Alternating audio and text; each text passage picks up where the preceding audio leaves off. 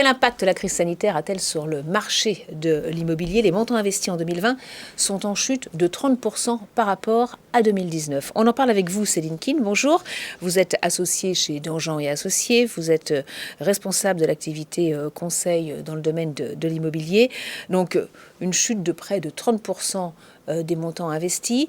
Est-ce que ces résultats ne sont pas malgré tout à nuancer? Donc bonjour Florence, tout à fait. En fait, ces résultats sont à nuancer. Parce que ce qu'il faut rappeler, c'est que 2019 était une année exceptionnelle. Et donc sur 2020, forcément, en comparaison avec une année exceptionnelle, on a des résultats qui sont en baisse. Mais ce qu'on peut constater sur le marché, c'est que le niveau de collecte reste maintenu, c'est maintenu à un niveau satisfaisant dans ce contexte de crise sanitaire. Alors, est-ce que ça veut dire que l'immobilier reste toujours cette fameuse valeur refuge ? Alors, l'immobilier reste une valeur refuge pour les investisseurs, puisque de toute façon, en alternative, il n'y a pas de produits aussi sécurisé que l'immobilier. Et en fait, ça va dépendre de la classe d'actifs et de la typologie d'actifs sur lesquels les investisseurs souhaitent se positionner. Et justement, et là, on est en train de constater un repositionnement des investisseurs sur le résidentiel plus que sur l'immobilier d'entreprise. C'est exactement ça. Alors en fait, ça date d'un peu avant la crise sanitaire. Les investisseurs institutionnels se sont repositionnés sur le résidentiel, parce qu'il y a des besoins en fait sur le marché, sur ce secteur-là. Et nous, ce qu'on peut s'apercevoir chez Dangean, c'est que nos clients investissent sur des niches au sein de ce marché résidentiel. Donc ils se positionnent sur, par exemple, le co-living. Par exemple, le co-living, c'est un actif qui devient un petit peu à la mode. Et sur le secteur du luxe également, le résidentiel de luxe, on a des clients qui ont créé des fonds sur ce secteur-là. Et concernant l'immobilier d'entreprise, là, on a aussi des investisseurs qui vont être de plus en plus sélectifs. Exactement, parce qu'alors en fait, sur les bureaux, donc, on a l'impact de la crise avec les conséquences du télétravail qui ne sont pas vraiment encore bien appréhendées sur les surfaces nécessaires aux entreprises en fait, pour occuper les biens.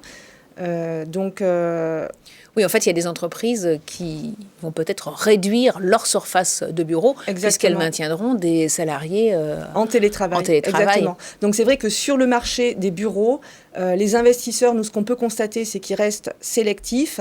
Donc ils regardent la localisation de l'actif, la qualité des locataires qui sont en place, et commence à s'interroger en fait sur la surface adaptée en fait pour les entreprises occupantes. Il y en a qui ont beaucoup souffert, c'est le commerce, c'est l'hôtellerie. Alors, c'est des secteurs qui vont être complètement délaissés ou au contraire, ils sont porteurs d'opportunités? Alors en fait, sur ces deux segments que sont le commerce et l'hôtellerie, on s'attendait à des décotes significatives en fait sur le prix des actifs.